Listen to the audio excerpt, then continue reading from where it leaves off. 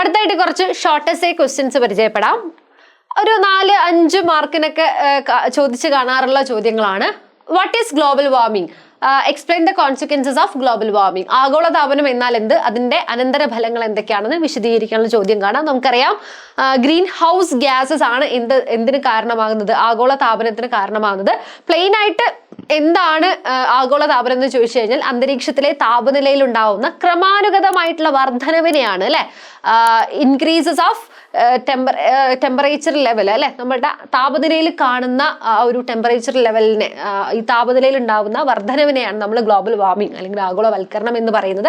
അതിന്റെ കാരണമാകുന്നതാണ് green house gases എന്ന് പറയുന്നത്. കാർബൺ ഡൈ ഓക്സൈഡ്, മീഥേൻ തുടങ്ങിയിട്ടുള്ള ഗ്രീൻ ഹൗസ് ഗ്യാസസ് ആണ് അതിന് കാരണം. ഇനി ഇതിന്റെ കോൺസിക്വൻസസ് എന്തൊക്കെയാണെന്ന് ചോദിച്ചു കഴിഞ്ഞാൽ ഒന്ന് പോളാർ ഐസ് മെൽറ്റിംഗ് ആണ്.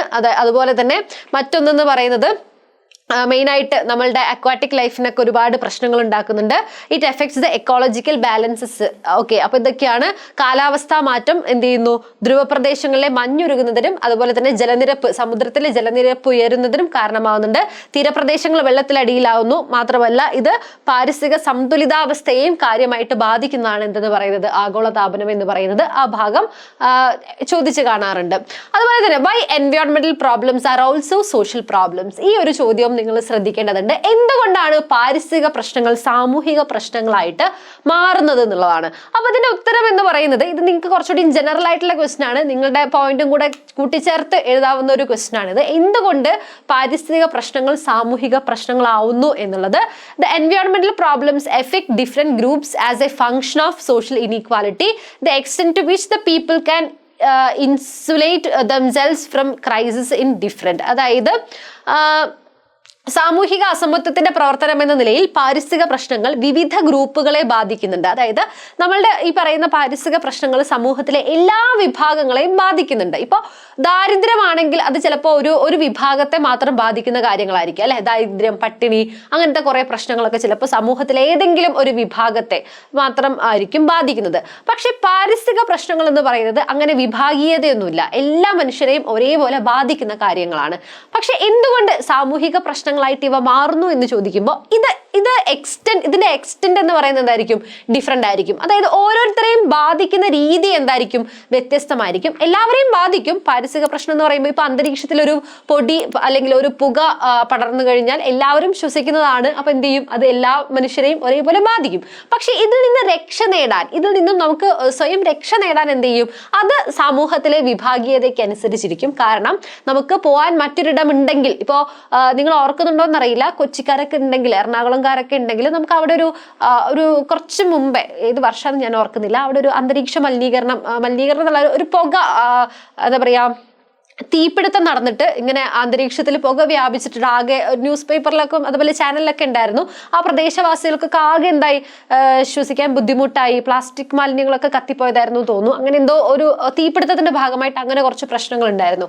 അപ്പോൾ അവിടെ താമസിക്കുന്ന, മാറിപ്പോവാൻ മറ്റൊരിടം അല്ലെങ്കിൽ മറ്റൊരു വളരെ സേഫ് ആയിട്ടുള്ള മറ്റൊരു സ്ഥലത്തേക്ക് മാറി താമസിക്കാൻ സാഹചര്യമുള്ള ആളുകൾ എന്ത് ചെയ്യും, ആ ഒരു ഇഷ്യൂ ഉണ്ടായതിനു ശേഷം അവരെന്ത് ചെയ്യും, പെട്ടെന്ന് തന്നെ അവരുടെ വീട് ഷിഫ്റ്റ് ചെയ്ത് വേറൊരു സ്ഥലത്തേക്ക് പോകും.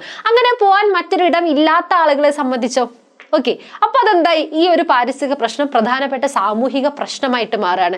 അത് എന്തിലേക്ക് വിരൽ ചൂണ്ടുന്നു, അത് നമ്മളുടെ സാമൂഹിക അസമത്വത്തിലേക്ക് വിരൽ ചൂണ്ടുന്നു. അപ്പൊ ഇതാണ്, വിവിധ ഗ്രൂപ്പുകളെയാണ് അത് ബാധിക്കുന്നത്. പ്രതിസന്ധികളിൽ നിന്ന് ജനങ്ങൾക്ക് സ്വയം രക്ഷ നേടാൻ കഴിയുന്ന പരിധി വ്യത്യസ്തമാണ് എന്നുള്ളതാണ് ഇതിന്റെ ഉത്തരം. അതായത് എന്തുകൊണ്ട് ഇത് സാമൂഹിക പ്രശ്നങ്ങളാവുന്നു എന്ന് ചോദിക്കുമ്പോൾ നമുക്ക് ഇതിൽ നിന്ന് സ്വയം രക്ഷ നേടാൻ കഴിയുന്ന പരിധി എന്താണ്, വ്യത്യസ്തമാണ്. ഞാൻ ഈ പറഞ്ഞതുപോലെ മാറിപ്പോവാൻ അവസരമുള്ള ആളുകളെ സംബന്ധിച്ചത് പ്രശ്നമല്ല.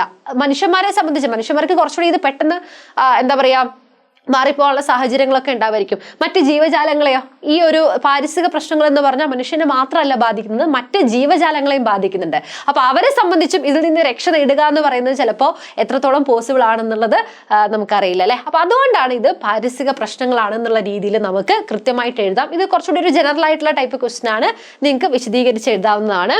ഇനി അതുപോലെ തന്നെ merits and demerits of participant observation, നമ്മുടെ ഈ ഒരു ചാപ്റ്ററിന് ചോദ്യം വരാറുണ്ട്. എന്താണ് പങ്കാളിത്ത നിരീക്ഷണം നിരീക്ഷണത്തിന്റെ ഗുണവും ദോഷവും എന്നുള്ളതാണ്.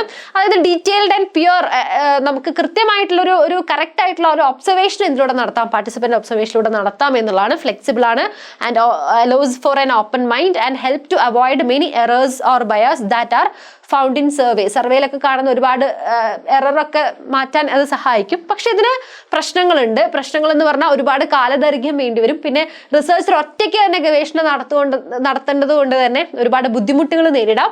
പിന്നെ എന്താണ്, ചെറിയ സമൂഹങ്ങളിൽ മാത്രമേ ഇത്തരം ഒരു സ്റ്റഡിയൊക്കെ നമുക്ക് അപ്ലിക്കബിൾ ആവുള്ളൂ.